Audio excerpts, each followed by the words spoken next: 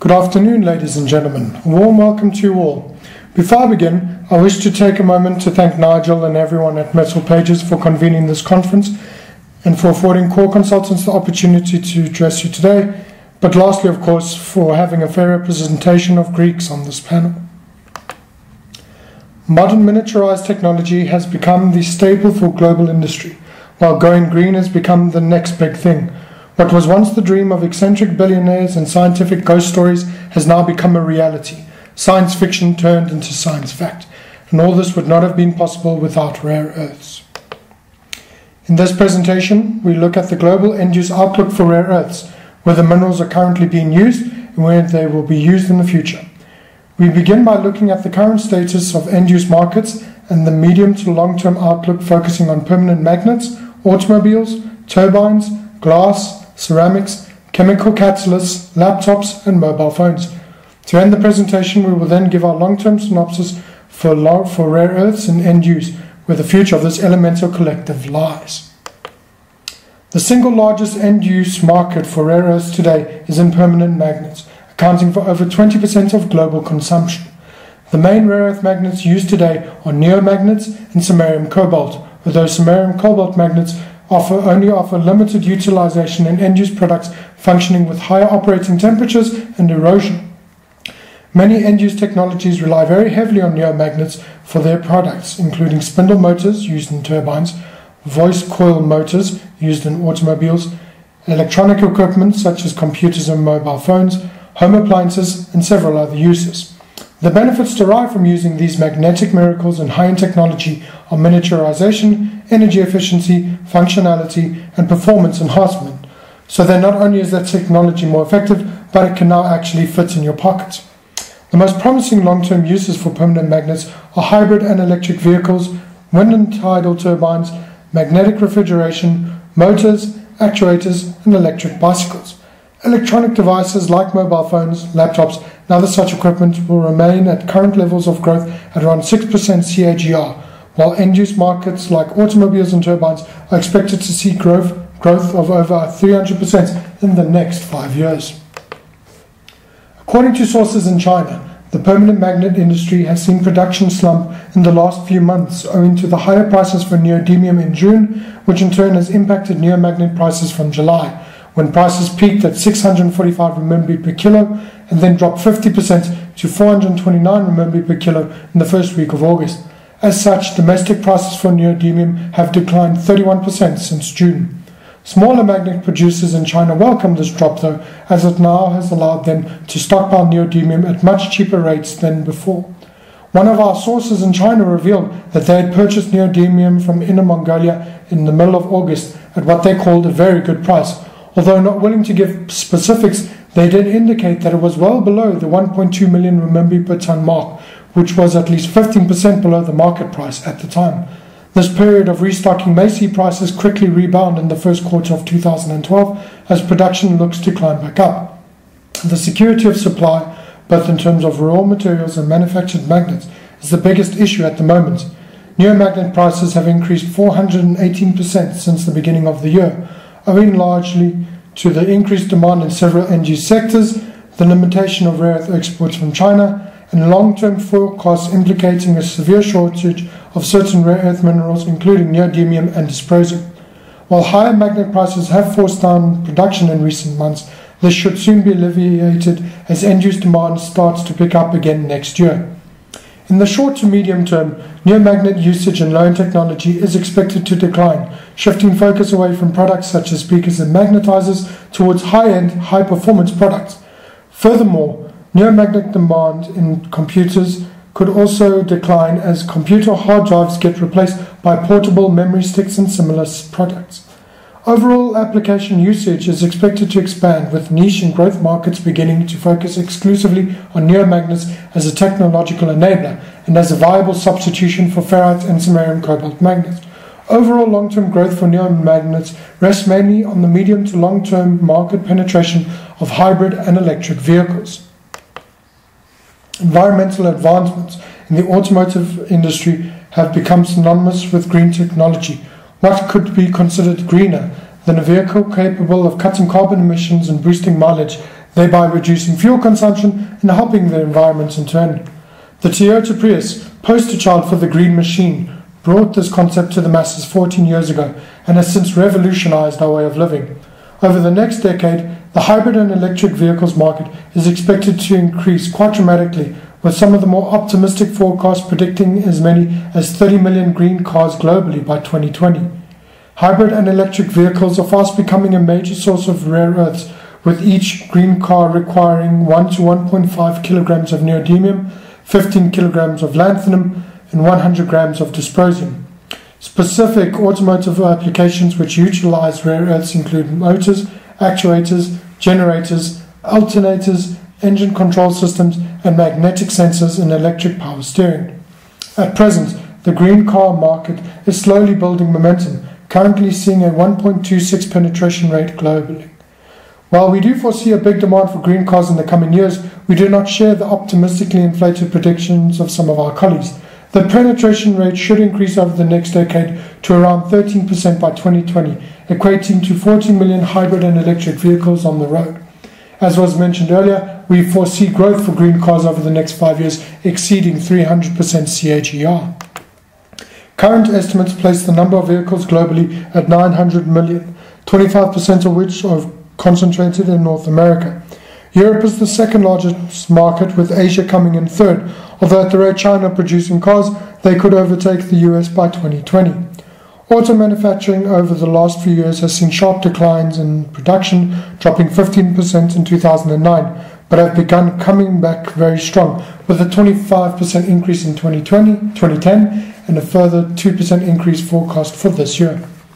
Over the last 6 years on aggregate, 70.2 million vehicles have been produced annually, and by the end of this decade, it is estimated that there will be 1.5 billion vehicles operating globally. This represents a 66% increase in the total number of vehicles, with projected growth coming predominantly from Asia, namely China and India. We predict moderate growth of between 3 to 5% for both North America and Europe during this time. Assuming these forecasts are correct, this would mean that over the next decade, vehicle production will increase 41%. At first, these numbers might seem a little high, but one must bear in mind that less than 10% of the world's eligible drivers presently own vehicles, so there's definitely room for growth there. We believe that the automotive ownership curves will closely parallel the income per capita curves in the high-growth countries, as one indicator of affluence has always been vehicle ownership. At present, the biggest flaw to the green car market is its success. They are too good and last too long. The normal internal combustion engine has over 300 moving parts and lasts for around 100,000 miles, whereas green cars have only one moving part in the drive motor, which is the rotor, and estimates have shown that an electric vehicle will last a minimum of 500,000 miles, using an average mileage of 15,000 miles a year.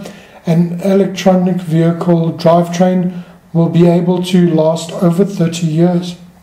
The current business model used by auto manufacturers assumes that the average customer will buy a new car and trade it in every 3 to 5 years. The economy of a longer life vehicle, however, will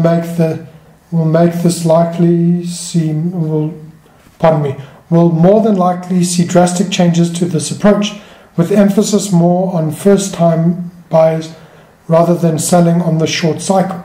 As such, rare earth demand for green cars will eventually peak, which we expect to occur within the next 10 to 15 years. The rare earth requirements for the automotive industry could see benefits from other modes of transportation as well. In the United States, the electric bicycle or scooter market is considered quite fringe, but in China it is projected to become quite big. By 2015, it is estimated that China will have produced 18 million electric bicycles. And although the rare earth consumption from this automotive sector might be smaller per unit than green cars, the longevity factor could well see electric bicycles outperforming green cars in the next 20 to 30 years. All this could be for naught, however, as the Chinese government seeks to regulate electric bicycles, which could hamper this long-term growth. Another element which could affect the rare earth market in regards to automobiles is Japan making ground on developing a rare earth-free electric vehicle. It was announced in late July that the vehicle has been successfully tested Despite poorer performance and reduced energy efficiency compared to rare earth electric vehicles, it did prove to be more resistant to heat, was more economic, capable of a 50 kilowatt per hour output at 95%. If these tests continue to progress successfully, we could see future green earth cars functioning without rare earths, which could see the dependency on certain critical materials like neodymium and dysprosium dissipate. In terms of long-term growth, wind energy is seen as the future of the rare earth end-user market, with 1 ton of neodymium required for every 4.5 megawatts permanent magnet system motor. Much like the green car market, the long-term costs of this technology are low, carbon emissions are greatly reduced, development of the technology is currently in its late infancy, and presently has a low penetration rate. Wind turbines globally are currently producing around 170 gigawatts of power per year and look to increase 165% by 2015, with the penetration rate for PMG motors set to increase 18% year on year. Wind turbines require a gearbox to convert the low speed of the rotor to 750 to 1500 revolutions per minute, the necessary speed needed to power the generator. The newer hybrid turbines require lower generator speeds of 60 to 150 RPM to operate, and as such require less maintenance, lighter nacelles, have greater online availability and efficiency, and have reduced mechanical failure. In recent years, the wind industry has begun changing turbines from geared electromagnetic induction turbines to the PMGs. In 2009, the Chinese government announced plans to treble its electricity generation from wind power, totaling some 100 gigawatts installed and operating by 2020. Studies conducted by the European Wind Energy Association in 2009 found that for every megawatt of power produced from wind turbines, 42 euros worth of petrol and 0.69 grams of carbon dioxide was saved, clearly showing the fiscal and environmental benefits of such technology. Substitutes for neodymium in wind technology are available, although at present the costs are considerably greater, and as such neodymium remains a more cost-effective material, even with prices sitting 450% higher year on year. Neomagnets effectively lower the overall magnet weight, which allow the lower costs as the need for smaller, powerful nacelles is lessened over the medium to long term. As such, the increase of offshore wind farms will result in significant demand for PMGs and indirectly neodymium. Last year, total flat glass production was estimated at around 56 million tons, a 10% increase from 2009. Rare earth minerals are used in various areas of the glass industry, predominantly for eyeglasses and coloring. Lanthanum oxide has replaced thorium oxide in high-quality eyeglasses owing to its low radioactivity levels, with a fairly high refractive index and low dispersion rate. Lanthanum oxide helps glasses reflect less, enabling the person to see better. Cerium is used predominantly as a polishing powder for high-value glass, including television screens, particularly the newer LCDs, computer screens, and flat glass. As a secondary and in the long term perhaps more significant use is its absorption of UV rays, a necessary component in solar panels. Other rare earths are used in glass for coloring, although demand for these is significantly smaller than lanthanum and cerium, and in many cases has been substituted altogether owing to the exorbitant prices many glass makers have to pay for rare earth exports.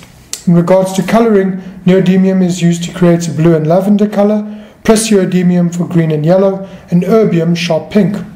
Global glass demand is inextricably linked to three key sectors: automotive, construction, and specialty. These three sectors incorporate value-added glass products, particularly for automotive glazing and architectural applications. As such, growth in glass demand is a function of overall economic growth and industrial production. It has, and since 2009, has seen an annual growth rate of around 4 to 5%. In regards to construction, glass is consumed in equal proportions by new buildings and refurbishments. We believe that construction of new buildings in developing markets, again India and China come to mind, will continue to drive growth. In the more mature markets of America and Europe, refurbishment of residential buildings are undertaken every decade or two. So look to them to keep the market stable, but don't expect too much in the way of growth for now. Automotive glass products are consumed in the manufacture of new vehicles and in replacing windshields and windows.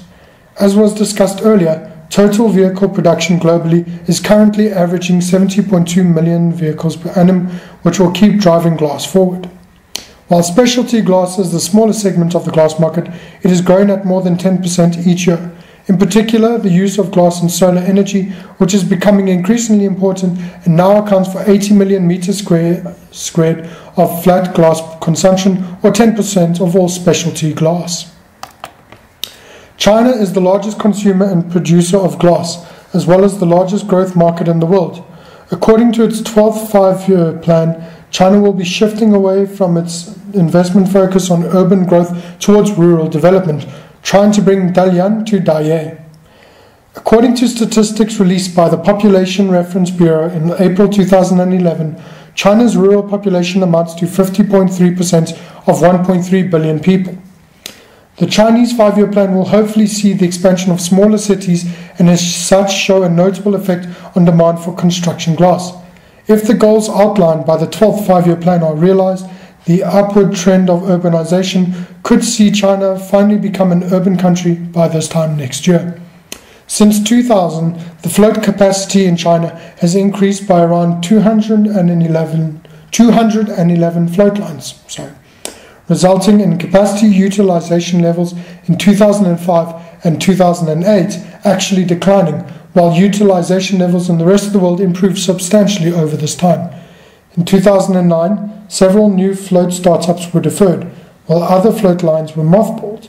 In 2010, only around 173 lines were operational, and of this only 50 had the ability to produce high-quality float, while domestic demand continued to gain momentum.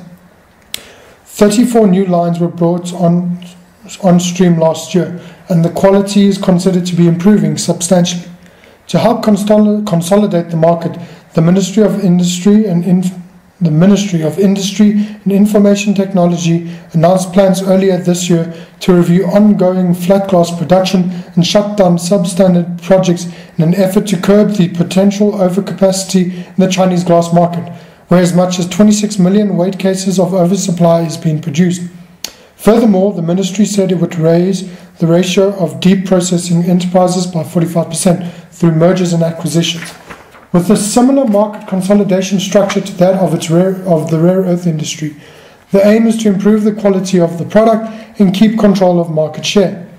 In the long term, we expect China's capacity utilization levels to be around 90%, with lower quality float lines and sheet glass to be phased out and replaced with competitive quality float lines.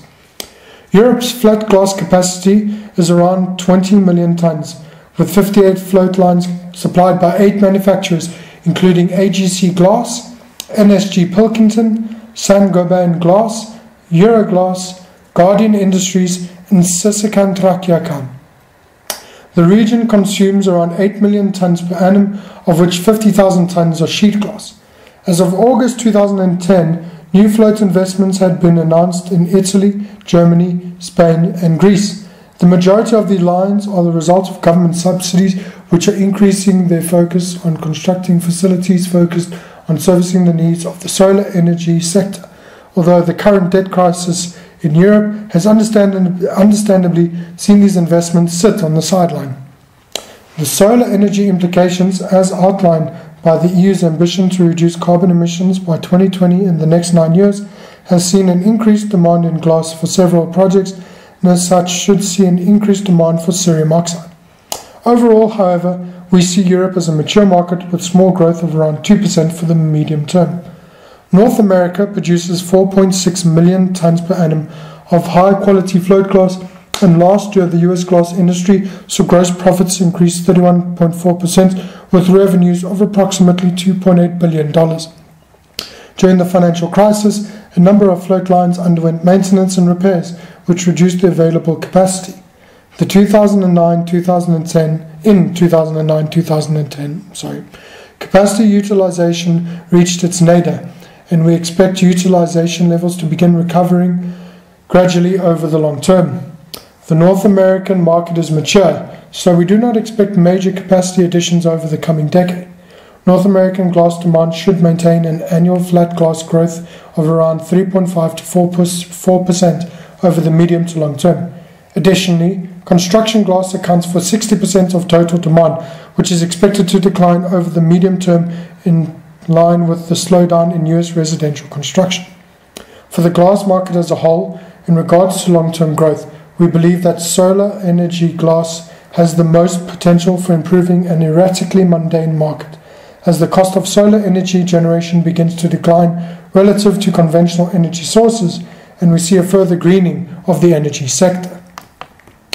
With regards to ceramics, the tile sector has grown 9% over the last 5 years, with 2010 production sitting at around 8.47 million meters squared. 2 years ago, the ceramic market slowed for the first time in industrial history at 0.1%, led by the EU, where production had fallen by 25% to 1.1 million meters squared. This was partially offset by increases in Asia and Africa of 7% and 12% respectively. Asia now produces 5.5 million meters squared, roughly two-thirds of current global production. Rare earth usage in ceramics, like glass, is for pigmentation, while yttrium-based ceramics are used for industrial measures, mainly for holding molten metals and as a refractory nozzle for jet casting molten alloys. Over this last year, we estimate that sanitary ware production, which would be toilets, sinks and baths, will account for between 330 to 355 million pieces of ceramic, while tableware production, that will be plates, bowls and mugs, will reach 1.23 to 1.5 million meters squared, with the remaining 6.5 million meters squared to be used in construction. The ceramic industry has shown signs of recovery since the financial crisis, with Asia showing tremendous growth and the first half of the year tile production in China increasing 27.7% year on year. We expect that the potential from the Asian markets will remain the key drivers of demand in the ceramic sector for the medium to long term. In addition, the Middle East, African and South American markets have showed improved growth over the last year. Many nations in these regions are developing quite nicely, and their warmer climates are conducive for the incorporation of ceramic tiles. Middle East African regional production of ceramics since 2009 have increased over 50%. India has one of the lowest ceramic tiles per capita ratios in the world, but their governmental policies have helped to fuel strong growth in the housing sector, and today India is among the 5 top ceramic tile producers in the world, with the fastest growth rate increasing 12 to 15% per year, with no sign of slowing anytime soon.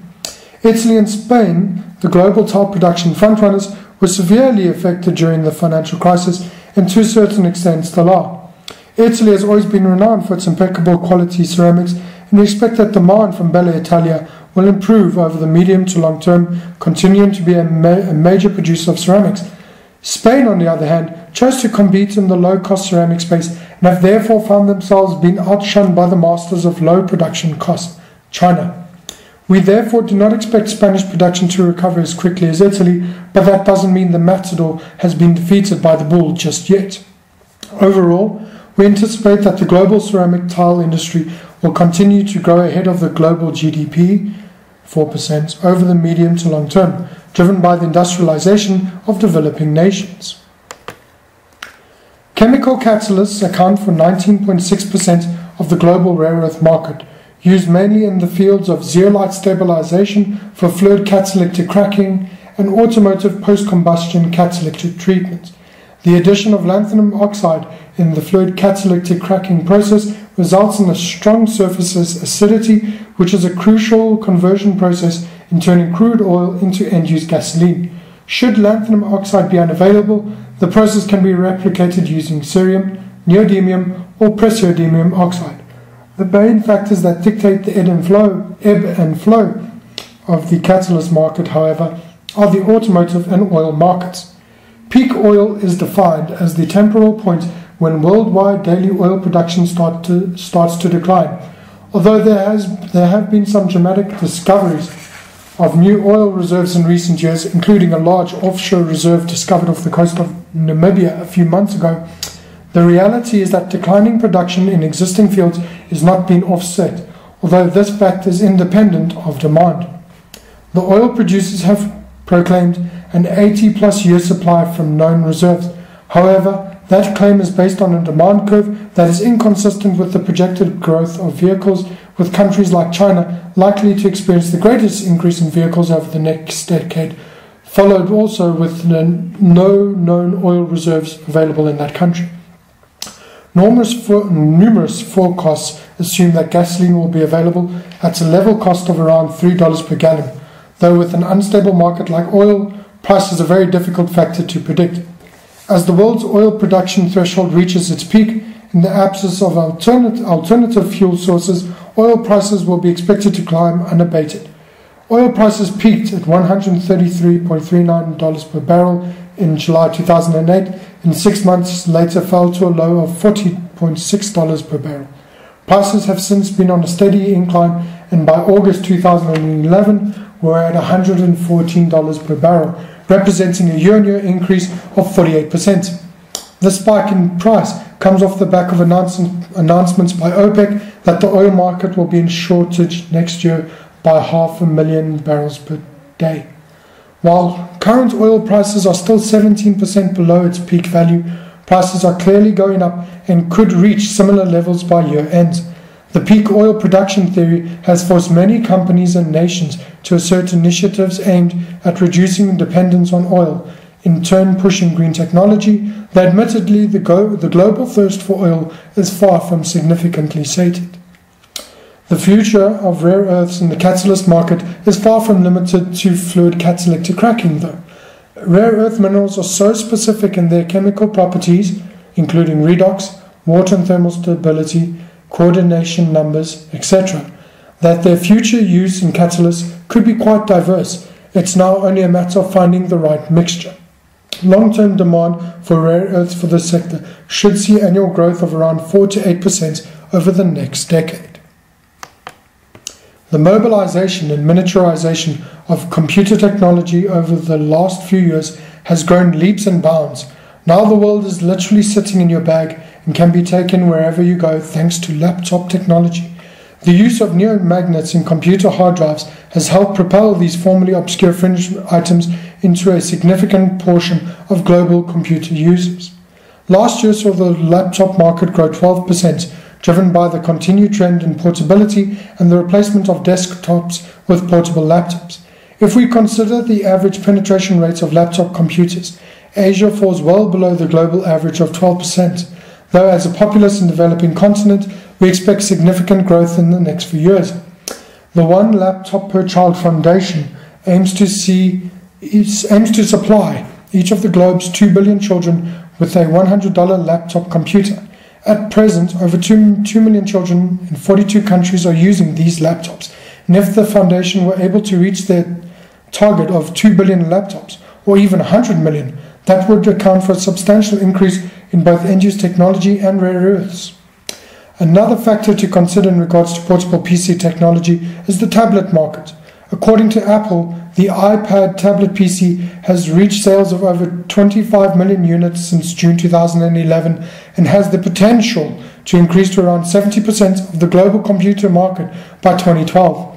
The major drawback at present in attaining these numbers is the fact that the tablets cannot offer the full range of entertainment and office experience that a laptop can. Although Apple does offer an application called the iWork Suite, which is said to be compatible with Microsoft Office, and the entertainment range is expanding every day. By 2020, forecasts indicate that 2.5 billion computers will be in use, of which 1.75 billion will be portable computers. Another end-use market to greatly benefit from the miniaturization and optimization offered by neomagnets are mobile phones. According to the International Data Corporation, or IDC, a total of 365.4 million mobile phones were shipped globally in the second quarter of 2011, an 11.3% increase year on year, and the first quarter saw The first quarter saw higher growth year-on-year of 16.8% compared to the first quarter in 2010. My apologies. While the slight second quarter contraction came from a shrinking feature phone market, consumers are switching to smartphones, particularly the Apple iPhone. Over the second quarter, the iPhone 4, Apple's most recent smartphone, saw market growth over the second quarter increase by 65.4%, having shipped 8.4 million units from the year before. Thanks to improved distribution, increased manufacturing capacity, and increased demand from emerging and developed markets, Apple saw single quarter shipments increase to 20.3 million units in the last quarter, and will most likely top Nokia's single quarter record of 28.1 million units when the iPhone 4 is released next year. Apple have certainly taken the phone market by storm over the last 4 years, and the global transition from feature phone to smartphones has seen demand for these mobile offices shoot up, with companies like Research in Motion and Apple benefiting from products like the iPhone 4 and BlackBerry Torch. Frost & Sullivan predict an average year-on-year growth in the rate of smartphone shipments of 21% between 2012 and 2014, while the IDC estimates smartphone shipments this year will increase by 55% year-on-year. In either case, we anticipate continued strength in this market as the global economy recovers. The US enjoys a penetration rate of over 95%, with a multiple subscription per user business trend, while populous nations such as India and China have lower penetration rates of 48% and 26% respectively. Over the last decade, the growth rate in mobile phone users from the Asian sensations has grown exponentially, and it isn't hard to see that there is ample opportunity for further growth in these countries' mobile phone markets. According to the IDC, the historically slower growth on the second quarter in the Asia-Pacific region was exacerbated by Nokia's channel inventory corrections, which took place in China, although Apple thrived thanks to strong demand for the iPhone 4. Additionally, a number of domestic brands in Southeast Asia, including CSL, Nexian, Q-Mobile, and Welcome, saw Android-powered smartphone sales increase. In Japan, the impact of the earthquake in March continued to impact consumer spending in April and May, as component shortages forced manufacturers to delay new model releases until June, while customer demand was harder to fulfill. We anticipate that the global penetration rates for mobile phones will improve from around 20% to 53% by 2020. This will be driven predominantly by the Asian market, where the penetration rates are well below the global average, and the development of smartphones. Looking at the long-term end use for rare earths, we see the demand for permanent magnets, catalysts, and metal alloys showing the most promise, with permanent magnets constituting 1/3 of long-term demand over the next decade. The rare earth market will come into oversupply in 2017, with numerous projects set to come on stream, the omnipresent threat of a Chinese rare earth market flood, and the potential for rare earth substitution in several end-use products, including the Japanese prototype of a rare earth-free electric vehicle and the rare earth recovery from titanium dioxide by the University of Tokyo. The rare earth market has suffered quite considerably over the last 2 years, with prices reaching all-time highs and production slumping thanks to the Chinese limitation on rare earth exports. Recent market activity has been quite apprehensive, or for the optimists stabilized, thanks to Lynas beginning production at Mount Weld and the inability of Chinese producers to sell stock at conflated prices. End use of rare earths has seen mixed results lately, with some markets doing very well and others yet to really take off. Over the long run, though, owing to the versatility of rare earths and their technological potential, we see a difficult but profitable road ahead for the forgotten elements. Thank you.